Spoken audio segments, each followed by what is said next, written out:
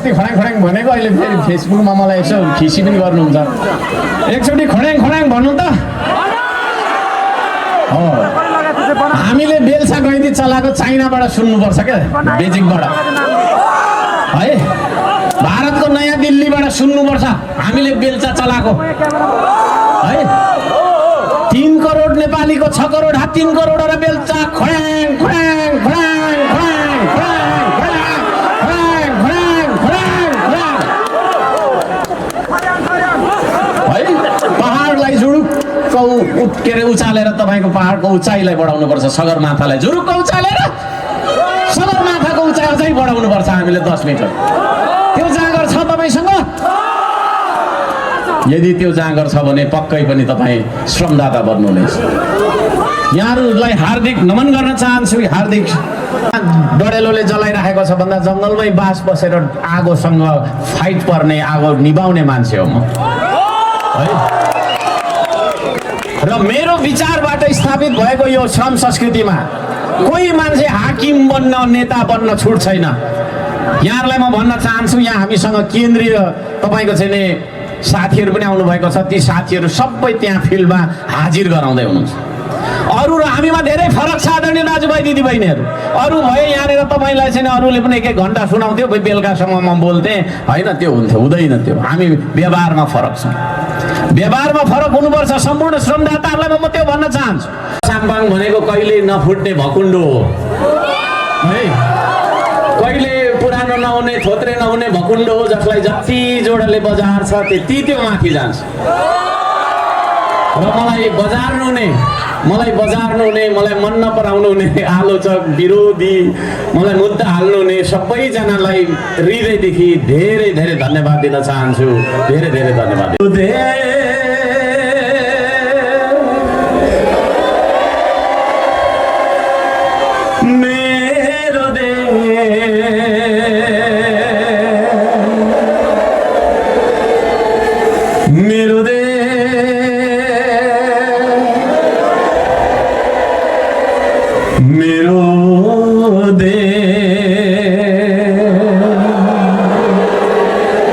स्वर्ग झै सुन्दर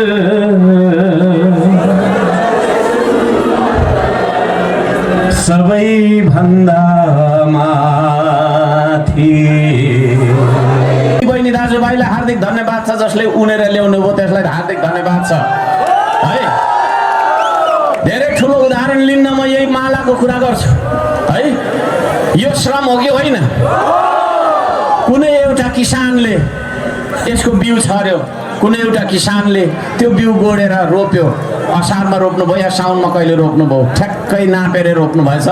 यतिखेर मैले लाउनु पाएँ धन्यवाद छ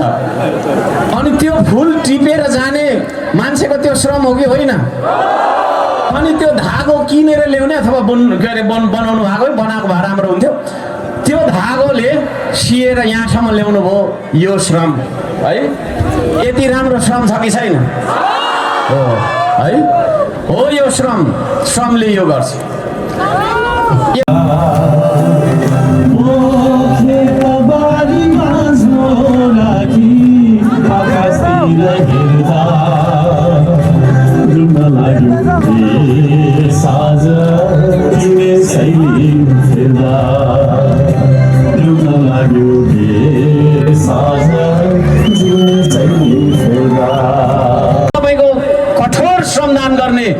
तपाईको चाहिँ सुशासनका लागि सचेतनाको अभियान फैलाउने ग्राउन्डमा कुद्ने मान्छेहरूको टिम हो यो एउटा कमिलाको तातीसँग तपाईँ तुलना गर्न सक्नुहुन्छ त्यो कमिलाको तातीको अगाडि हिँड्ने एउटा कमिला मात्रै हो हर्क साम्पाङ जो तपाईँ जत्रै छ तपाईँ जस्तै छ तपाईँ भन्दा कुनै पनि हालतमा ठुलो र सानो र अर्को कलरको छैन हामीले मौरी र कमिलाबाट सिक्नुपर्छ है मौरीबाट सिक्नुपर्ने तर हामी झिङ्गा बन्न खोजेर है खाली गुमुदमा हाम्रो बास भयो खाली विकृति र विसङ्गतिमा हाम्रो बास भयो र हामीले जहिले पनि नराम्रो कुरा बोल्यौँ म सबैजनालाई भन्न चाहन्छु मिडिया मार्फत हर्क साम्पाङलाई गाली गर्न छोड्नुहोस् अर्को साम्बाङले केही पनि नराम्रो गरेको छैन, एक थोपा पनि नराम्रो गरेको छैन, सबै राम्रै मात्रै गर्न खोजिरहेको छ भने झिगा जस्तो बनेर गाली किन गर्ने होइन? गाली किन गर्ने? ठुलो घुस खानुपर्ने, भ्रष्टाचार गर्नुपर्ने होइन? सानो सानो हाकिमलाई अलिक सानसानै भए पनि भाग पाउनुपर्ने, केही नपाउने कर्मचारीलाई होइन, उसलाई त केही भएन, उसलाई भए पनि उसलाई 2 घन्टा चाहिँ ठग्नु पर्ने क्या। हाकिमलाई नदेखे पनि हुन्थ्यो, यसो 2 घन्टा बस्नु भए त। 6 घन्टाको ड्युटीमा होइन, 4 घन्टा मात्रै काम गर्नु पाए त हुन्थ्यो, 2 घन्टा यसो बस्नु पाए सुपरभाइजरलाई नदेखे त हुन्थ्यो। यो सबै कुरा के हो त भन्दाखेरि काम गर्न मन नलाग्ने